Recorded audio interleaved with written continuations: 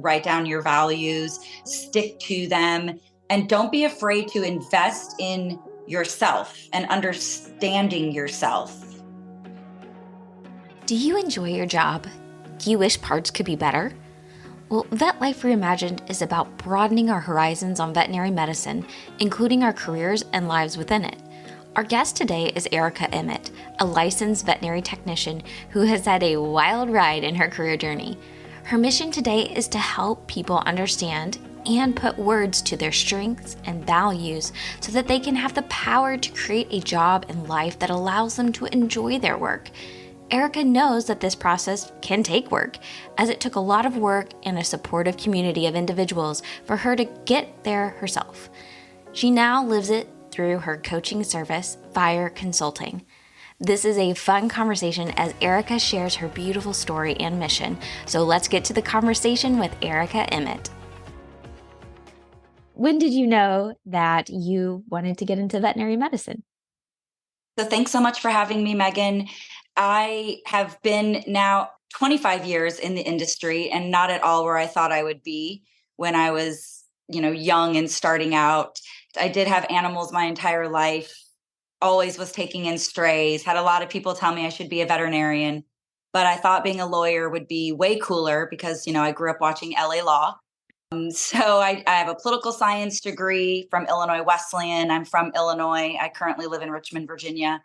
And when I graduated from college, I moved to DC with grandiose ideas of working on Capitol Hill, but they like to have free labor on Capitol Hill. So with student loans, that was not an option. And I did find a job in DC. I was not very good at it, but I think what we'll figure out is that I'm really good at faking it until making it. I think that's a survivor mode in life. And after living in DC for 2 years, I think it was after college, 2 or 3 years, I had the opportunity to move to China, which of course I took. It was right after my 24th birthday. And I thought, from Illinois to DC, China seemed like the logical best step. And while I was over there, I was kind of postponing the idea of law school and was really fortunate enough to take some fantastic trips to places like Australia and Thailand and India and see all of these animals and parks. And that's when I realized. So I was probably 24 around, in my 24th year. And I turned to my friend and said, I don't think I want to go to law school anymore. I think I will work with animals. But sometimes things that come out of my mouth don't surprise people, even though I think it will. I was very lucky that I had just adopted 2 kittens from a subway stop in Beijing, and there was one American veterinarian working in China. So I just called her up and said, I would like to work with animals. And luckily for me, her assistant was moving back to the US, and she said, I have the bloodiest surgery possible. It's a mammary tumor removal. I'll let you come and do it with me. And if you can handle it, you're hired. And that was the beginning of my veterinary career. That was in 1999. So it didn't scare you, the surgery? It didn't. What I have found is that human blood, my own, my children's, anyone, I'm gone. Like I'm out of the room quickly. But animal blood, guts, all of the body stuff doesn't bother me. Well, that's good. That probably should have been the clue right there. There you go. A very fast clue. It is wonderful to bring people into veterinary medicine with such diverse backgrounds, with your experience in policy and politics. I think that's really valuable. So you're coming in with a very unique background and are starting a journey into veterinary medicine. So how did you get from China back, and how did you get more training into your veterinary technician roles? So I ran the small animal clinic in Beijing for the remainder of my time in China. I was there for 4 years. So for 3 years. And I also was able to work at the Beijing Aquarium with whales and dolphins and sea lions. It was really great. I got to help do some of the training and feed. I was in charge of toys, so I made toys for them and just realized that I loved it. But what I have learned now that, now that I'm a Gallup strengths coach. Learner is in my top 5. So I must continuously learn. And that's when I decided to come back to the US to go to vet tech school. So I moved to Chicago just for about a year and worked as an unlicensed assistant for several months trying to figure out what I wanted to do. But then I went to Bel-Ray in Colorado and got certified, became a licensed technician, moved back to Virginia for a job at an equine hospital because I wanted to do large animal. I really liked working at the aquarium. And I grew up with horses, and my best friend had horses. So I moved back to Virginia to be the first head tech at an equine hospital. And I really loved large animal, but I really did not love the paycheck of a large animal technician. And at that time, I was 30 and wasn't looking to have a roommate. So I moved back to small animal medicine and worked as a technician at a private practice for small animal, then moved up to DC for VCA.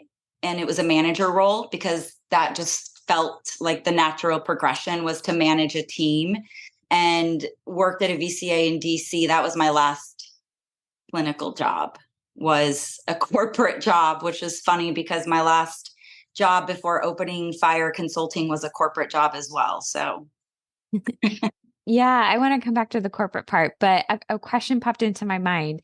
This has come up before on maybe some differences on a global level when it comes to veterinary medicine. Was there anything interesting? Maybe was there a difference that you observed working in China and then working in the United States? Anything that stands out to you? our clinic in China was not really a clinic. I am so blessed for the mentor that I had, and I still keep in touch with her. She lives in Annapolis now, but she essentially had a storage closet at the US Embassy. She treated the ambassador's dog. And so, therefore, the ambassador's wife said, let's find this veterinarian a space. And we had a small storage closet that had 2 chairs and an end table. So, we did all of our procedures on the floor. I held up the fluid bag with a coat hanger. So, I learned everything. We had no equipment. So, we could only do procedures that could use injectables. If it was larger, we had to send it to the vet school. So I learned all of my TPRs and everything with my ears and my eyes and my hands, which was pretty amazing. So the first time I used a scaler for a dentist or a dental was very exciting because it wasn't hand scaling. But really the difference was, that Americans and the foreign community there really took care of our pets. And I loved it, right? It was really great. And I had a lot of Chinese friends. And at that time, they didn't really understand either having a pet, or if they did have a pet, feeding them pet food, or even having them live past maybe 4 or 5 years old. That was the average. They just got used to their pets not really being that healthy, and they would die at a young age. But then with the intermingling of foreigners and local Chinese, they really started learning about pet care. And I'm sure if you went over now, their pet care is at a much higher standard. But that was very, contrasting to see that and know like what we were doing in our little tiny clinic. That clinic, I believe that's when Revolution came out. So for us, it was a revolution because we didn't really have the ability to do heartworm tests and to be able to treat heartworm and give it to cats and things. It was pretty exciting. Man, so you learned scrappy. That's great. That's helpful. I think it makes you more creative and you appreciate more, it sounds like as well. So you're back in the States. The assumption is if I'm going to grow, it's up, right? It's to manage people. So you went that natural path. But from previous conversations, you didn't seem to feel like you were fitting in some of the corporate environments. So do you mind kind of going back to that and elaborating a little bit more on what you were feeling at the time and how you decided to take the next step? The next step was almost thrust on me. Again, similar to my last situation where it was me not paying attention to my needs and really just saying like, this is a great job. I'm just going to suck it up, my struggles were that, when you have these corporate hospitals, you have a medical director who loves the medicine and wants every patient to get the best medicine. And then you have a practice manager, an office manager who's trying their best for the employees, but you don't have an ownership. And so a lot of times there are these dichotomies of there's medicine and then there's the people, and sometimes training doesn't happen and no one's taking ownership for it because people like to say, like, I just focus on the medicine, or I'm just focusing on the books. A lot of drama and disloyalty and talking about, it's their fault. The front versus back situation was really just horrendous. And for me, I just could not take it anymore, which it's funny, as I have these conversations, it reminds me again, when we talked the other day, my top 5 strengths. When I learned about my top 5 strengths, it said I have to be inspired by my work. So now when I go back and tell the backstory, I realize that when I get to the point of not being inspired, I just start to wither a little bit. And the medical director at that hospital was this amazing doctor. She was absolutely wonderful. And she pulled me aside one day, and I thought I was in trouble. And she said, I love you. You're one of the best employees I've ever had. You keep the staff running so well and trained. And I don't want you to take this the wrong way, but I think I might have found you the perfect job. I don't want you to leave, but I want you to be happy. And I don't think you're happy. And so she had just gone on a tour at the Hills Pet Nutrition facility in Kansas. And the manager giving the tour said they had a sales position open in the DC area. And so she put my name forth for that job. And that's how I got into sales. Oh, wow. That's so wonderful to have a supportive system that is observant and cares about us, and looking at one of her best employees and making the decision to try to help you in your growth instead of trying to save you and keep you to help keeping the clinic running. So I think that is very important to surround ourselves with those types of people. So I'm glad you had that. And I had it twice, right? Like, Yeah. I mean, essentially that was the second strong, successful female veterinarian that had lifted me up and really guided me to what was needed for me. And so at that point, I realized that this is the path that as women we can all do. We're going to fall down sometimes. We're women, we have emotions, but we can really lift each other up and just empower each other.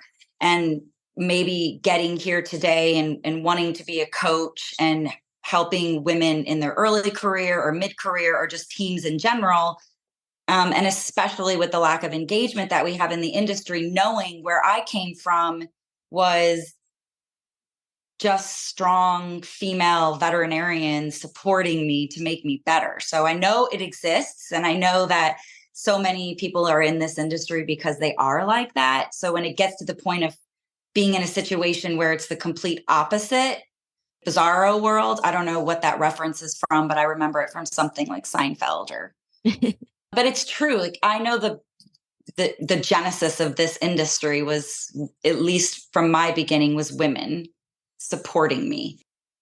So we would just have to get back to it being a supportive environment. Well, and that's part of your mission now, but I don't want to jump too far ahead, because I'm curious. The strong, wonderful leader, female veterinarian, knows you, wants you to be happy and grow. What was it that she saw in this position in Hills that she thought seemed like you? I think that the fact that when you're in sales, you have to be a people person, you have to be extroverted, you have to not be afraid of being told no.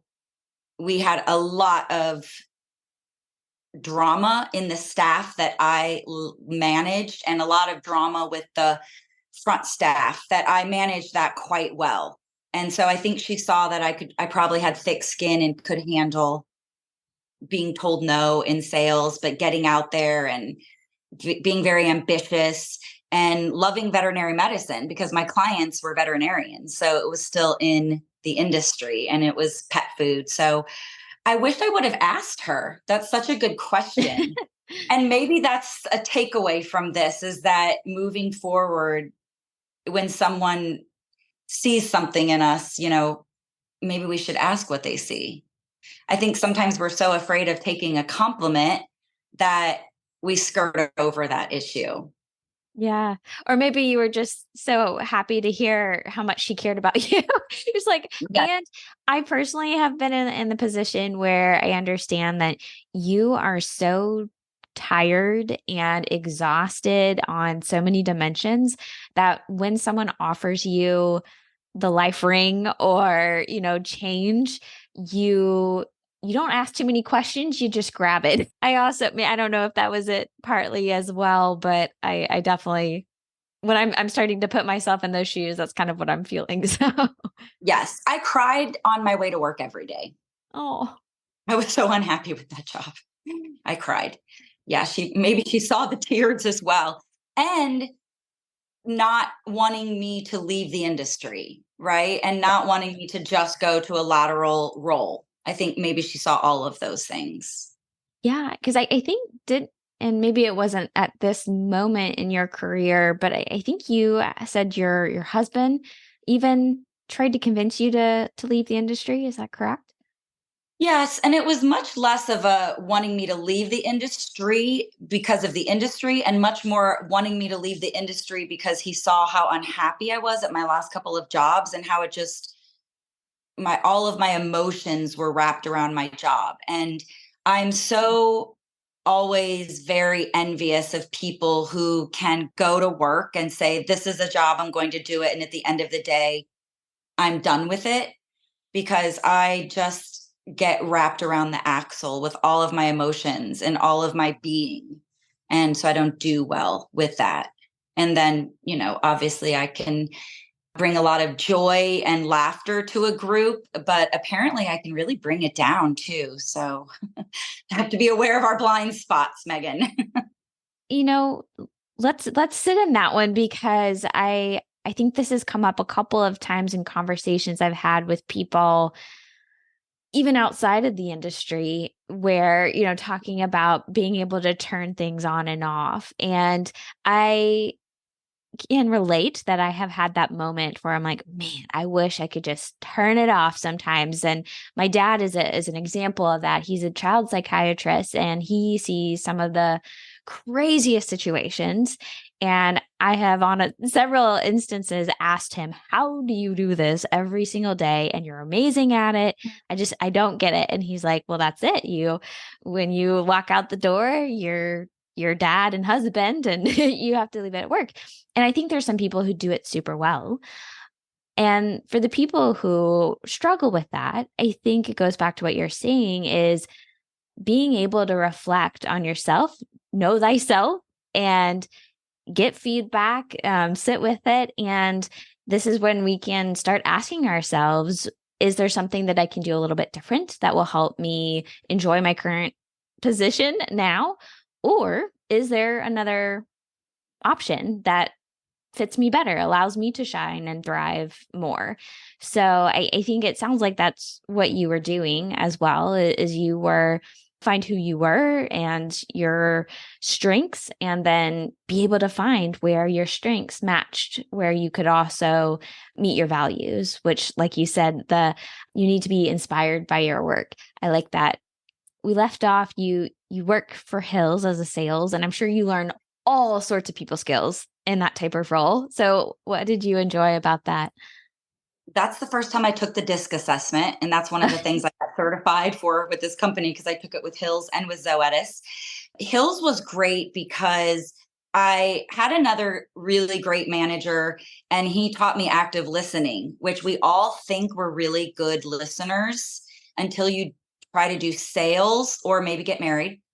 Um, and you miss cues, you miss the sales cue. And that's really when I had to learn to sit down and listen, to respond to what the person was saying versus listening just enough for them to stop talking so that I could interject whatever it was I already knew I was going to say. That's really what I learned at Hills, which was fantastic. And presentation skills, because they made us take an entire week of presentation skill classes where we had to give presentations while being filmed and then watch the film while our classmates gave feedback. So once you go through that class, boy, you can do just about anything in front of a group. So yeah, I loved that job. I loved traveling at the time, and I loved the independence at the time of, setting my own schedule. And I, again, got on a team with not one, but two veterinarians. And they were my regional veterinarians, both women. And they were amazing. And they were polar opposites of each other. So together, they were like one superpower woman. And they just were so smart, and they were willing to share everything they knew. They weren't mad that I was younger or mad, they didn't hold back. There was no drama. It was so honest.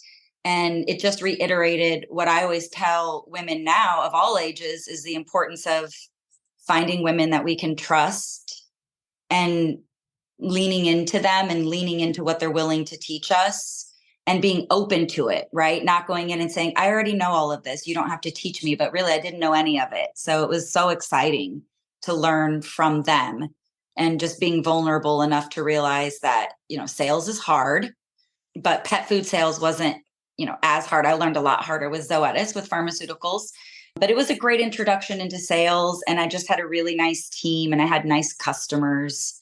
I knew that it was the right next step. Moving from working in a vet clinic to sales, definitely, I knew it was the right choice. While we're on sales, the skills that you're learning there, and now being a coach, I'm curious, can you combine some of the things you've learned from both? And the reason why I want to ask, is there something you can teach us in the veterinary profession about sales is a dirty feeling word to some people, and yet as human beings, we do it all the time. I think we just don't realize that that's what we're doing. So bringing some of these wonderful listening and sales skills to what the veterinary profession might do on a day-to-day. I think the active listening is huge, because I remember working in clinic, and a lot of times, we would automatically assume someone couldn't pay a bill because of maybe how they look or what kind of car they drive, but they're saying the cues that they would do anything, right? So kind of the active listening skills, not assuming that someone is what you think they are. And definitely what I found was you really start to grow as a person and a salesperson when you move from salesperson to trusted advisor. And that takes longer with different types of clients, right? Or even people. So they see you as a salesperson at the beginning, and you're selling them. Active listening skills improve a little bit. And then they ask you about an issue that has nothing to do with your product, even though you have a deadline and a quota, and you really need to get this client to buy this product. They're talking to you about something that matters to them that has nothing to do with your company. And you take the time to help them, and becoming that trusted advisor where they know if you're not there in a sales call and they have an issue that has nothing to do with your product, yet they still think of you. And they think, oh, I wonder, call Erica, or let me call Megan and just pick her brain on this one and see what she thinks. And then you help them. And it's not for a sale, and it's not to make your brand better or anything. It's really just to offer them a solution. And when you can get to a trusted advisor status and feel good about it, and it feels almost empowering to you, I think that's the servant leadership that we discuss. When I got my master's and I learned that I was a servant leader, that makes sense to me. But again, I have to realize that is also a blind spot of mine, because not everyone is a servant leader, and it doesn't make it right or wrong, whether other people are not. But I think in veterinary medicine, there has to be a basis of servant leadership in every clinic because it is all about the patient and the client who owns the patient and loves the patient.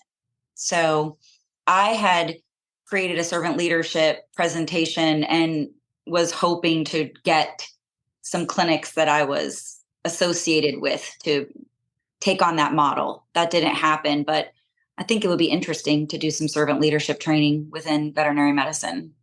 Oh, absolutely. So you've mentioned your master's program, and then we've mentioned a couple of times that you're a coach. So when did the master's program come in, and then when did you decide to really focus on leadership and the assessments like the disc training and strength finders, those kinds of things? What was that process? I started my master's when I was still at Zoetis. Zoetis has a really amazing, wonderful female CEO. She is outstanding in this industry. And during COVID, she increased some tuition reimbursement benefits. And so that's when I started the program. I left Zoetis before I finished it, but I found a program at Gonzaga University in Washington State on organizational leadership. The program is just amazing. It's a really wonderful program to help us uncover who we are as people and who we are as leaders. And then that helps us take our leadership skills to the next level. So during that program is when I learned about servant leadership. But for me, it just was like a mirror. As soon as I read what servant leadership was, I understood myself. All these little tiles clicked into place because I have been that way my entire life. I just didn't have a name to it. And that, that gets back to the values as well that we discussed. So much of us, we go through life on whether we go on gut instinct or our thoughts, however it is. I'm very much a gut instinct person, but knowing this doesn't feel right, this feels right, I'm going to do this, whatever the steps we take. And then you get to a certain place in life where you have to sit down and kind of name your values. And you think, okay, why didn't I do this when I was in my 20s? And when I speak to young women now earlier in their career, I do often suggest that of sit down and figure out what your own values are and write them down and keep them so that you know where they are. So when you're in a situation that doesn't feel right, you can pull out that piece of paper and say, it's number 3. This is why it doesn't feel right. It's not aligning with this third value of mine. And the reason I got into coaching was because just after I left Zoetis and I got into the talent space and I got some really good experience, there was just a misalignment of values. And again, I wish I could say that I'm so smart and insightful and in tune with myself that I figured it out myself. I did not. It was my husband who was wonderful. He's very supportive, but he also, had a point at one point he said, okay, I think we've had enough here. I think we've had enough of you not being inspired by your work, you not being happy. You have all of these skills. You have 25 years of industry experience and knowledge and degrees. So why don't you do what you love to do, which is help people solve problems and help people like their job better and just do that full time. And that's how fire consulting really came about. My husband lit a fire under me of saying like, let's go ahead and try something different. In the same process of you being able to do what you really love about work, or to love your work, you're helping other people get to the point where they fully love and their work. I mean, who doesn't want to love what they do pretty much all the time? Which in Right. veterinary medicine, that is us. I think it's 1 in 4 employees now say they feel engaged at work. Man. What's the population? Is that like across the US or vets, or what's the population? That was a veterinary study, but I'm pretty sure it's across most of the US. I just read a Gallup poll the other day that was, 1 in 4, 1 in 5, maybe people say that they're engaged at work. And even though my path has been, I get disengaged and I move on to something new, that doesn't mean that has to be everyone's path. right? But if you're not engaged at work, we can certainly find or try to uncover why and help you re-engage with yourself, with your team, so that you are engaged again. The click is the pep in your step is back, right? Because I did an individual coaching session with someone recently who thought they wanted to leave the type of job they were doing. But when we did the strengths coaching, what we actually learned is that there are just some things that was an innate strength of this person was not being utilized in the current job. So we found ways to pull in those strengths and talents to the current job so that it could be more rewarding. And it didn't have to be a change of job. It could just be, let me uncover myself a little bit more. And what's fun is when you can do the individual coaching and then go do the team together and just help each other look across the table at the person that maybe you struggle with at work and figure out, why do you struggle? And a lot of times we're much more similar than we're different, but we really want to lean into those differences. So we could either lean into where we're similar or understand the differences and then collaborate more, right? That's where both the DISC and the Gallup strengths coaching are so much fun, because you say, okay, you are right. You are detail oriented and she is not. And normally that really bothers you. But guess what? You could help when she needs to get something done that both of your name is on, detail oriented, you take that part. But she likes to talk to people, so let her have that. And then you start relying on each other more instead of being annoyed with each other. Because working at a vet clinic or any job, it's tiring, right? It's taxing. You give it your all. So we've all had jobs that we loved our staff. You can think of them, right? If you think of like your favorite jobs, they come into your brain immediately, where you're dancing and having music and you all just work together so well. And then you have the other ones where you cry on your way to work. So, we don't all have the ability to just leave and do another job. So if you're crying on your way to work, perhaps we could make that better. Yeah. And I want to agree, because I have been able to do several different types of assessments, including a strengths finder, including Myers-Briggs. We got a little crazy there, but we got to do them as a group, so as a team. And similarly to what you said, we each had a time, especially with the strengths finders and maybe even the Myers-Briggs, where we had a person leading us through this activity. And so she met with us individually to go over our results. And then we got together as a group, and she showed us all of our strengths kind of put together in this very unique chart, where she did exactly what you said.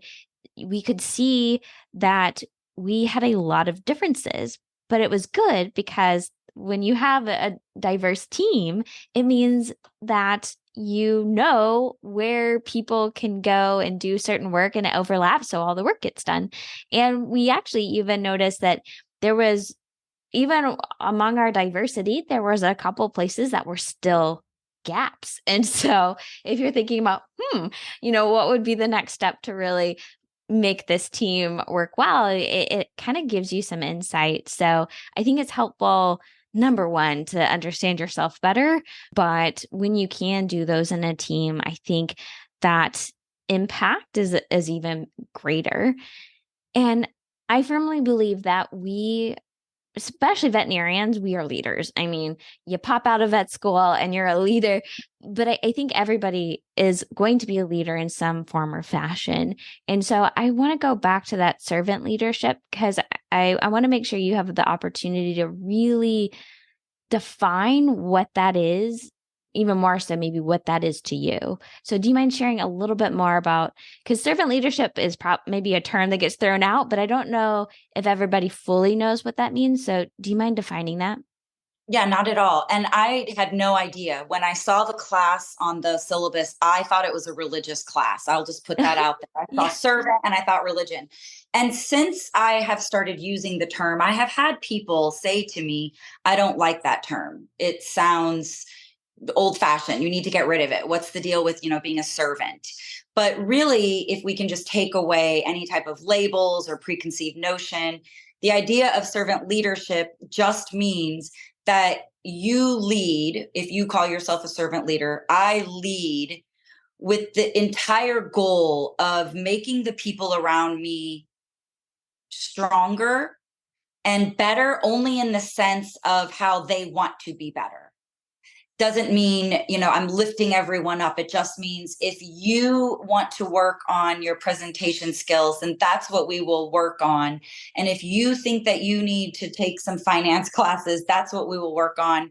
And you empower all of the people around you to be the best version of themselves.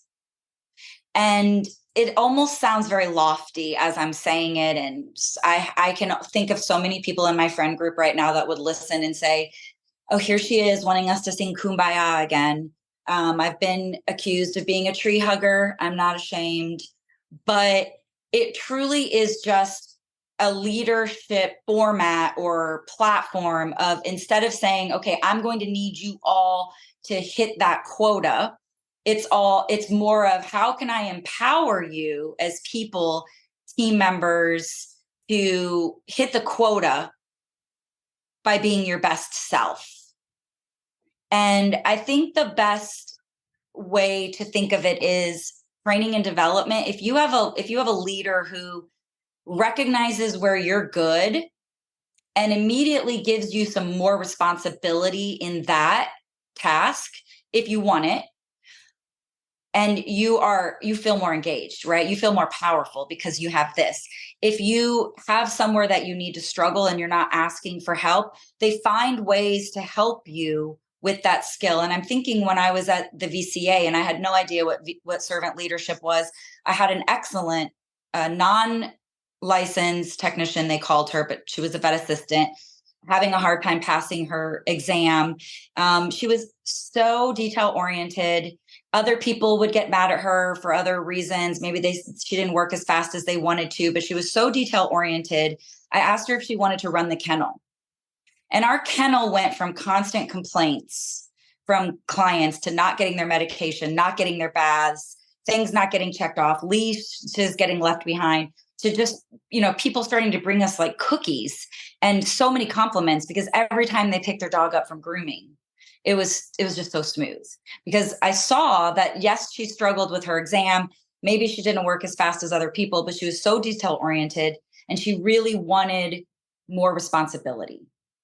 And so I think that is a classic way that servant leaders, I could have put her on a PIP or, forced her to sit down and study for the exam and insisted that she work faster. Or I could have seen really where she was strong and empowered her in that section and found somebody else who was better, who could fill the other gaps. Does that make sense? It does, and it's exactly what you do.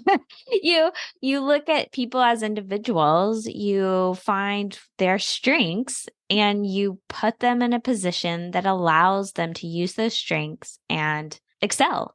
And Yes. that is when everything starts to work like a well-oiled machine, is when everybody is in their position to be the best them. So, I'm just smiling while I'm hearing you say this, because I'm like, this is exactly what you do as being a coach. You go to individuals and teams, but you look at individuals to find what they do best.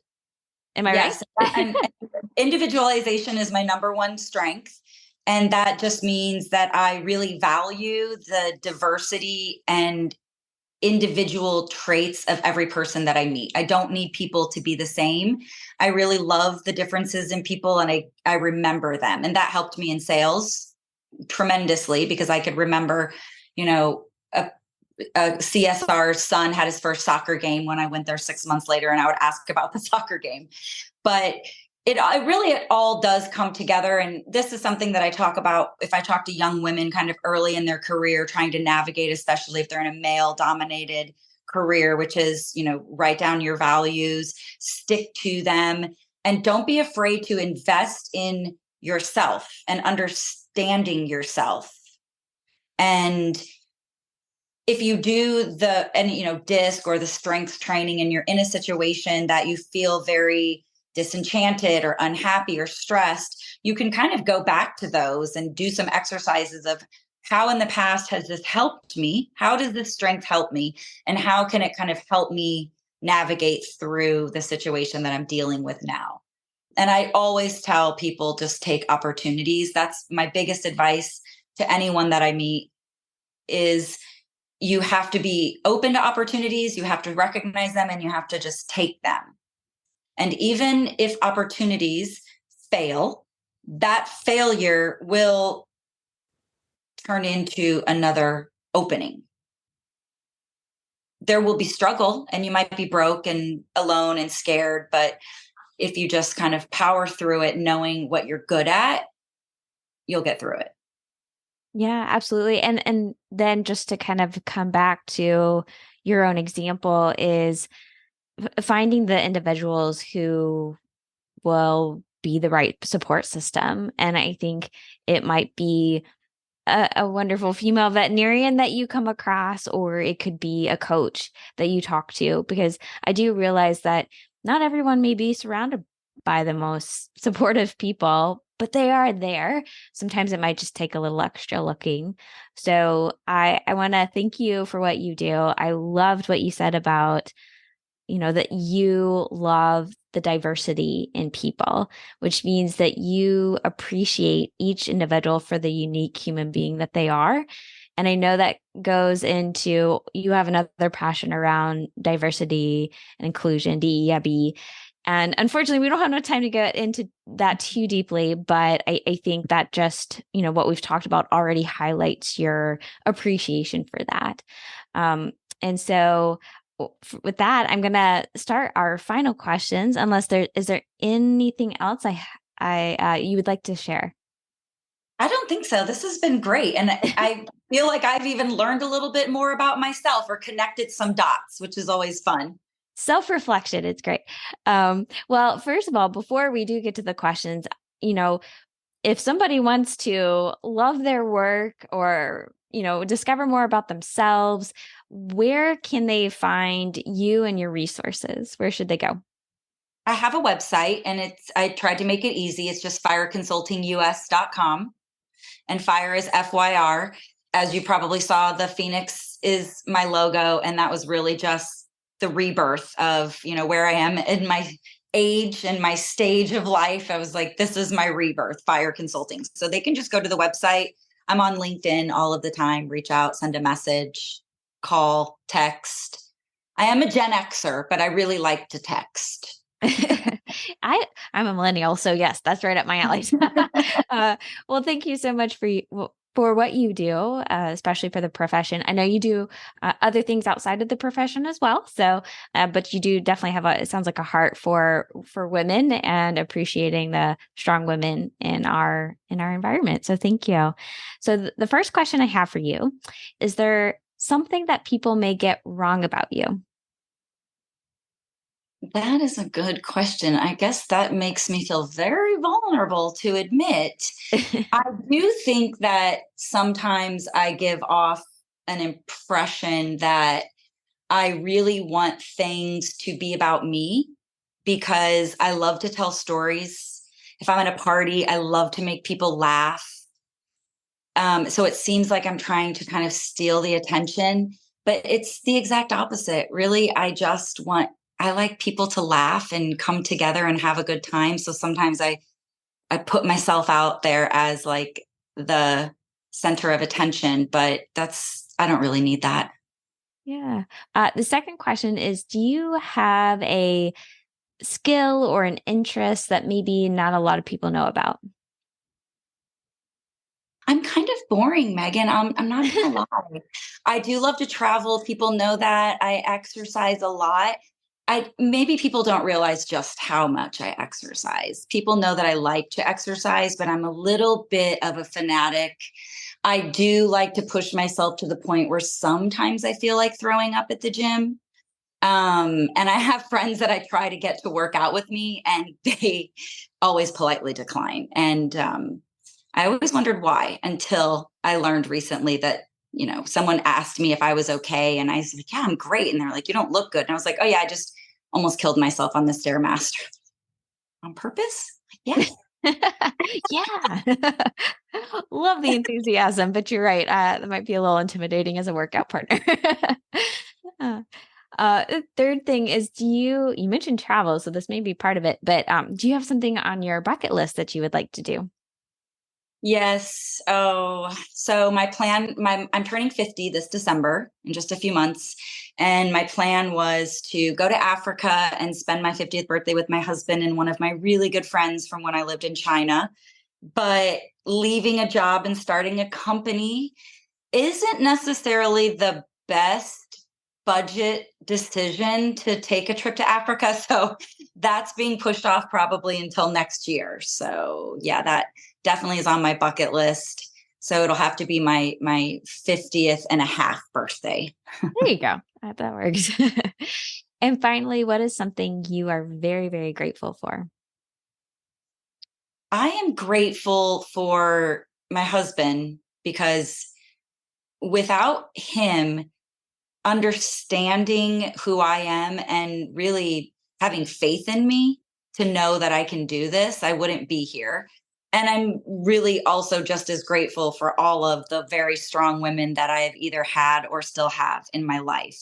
And the older I get, the more I hold on to these women. And I just hope that everyone listening, if you're a young woman, especially, or whatever age you are, to just look around. And if you don't have women who support you, find them because they're there. And the world is a better place when we support each other. Amen. Thank you so much for being a part of Vet Life Reimagined. Don't forget that resources are in the show notes. Interested in supporting the show? You can for free. Make sure you have clicked that follow button on your podcast app and visit us over on YouTube to click subscribe. And you are a big part of how we spread the word, so please share the podcast. And finally, make sure you come back to catch the next weekly episode. Until next time.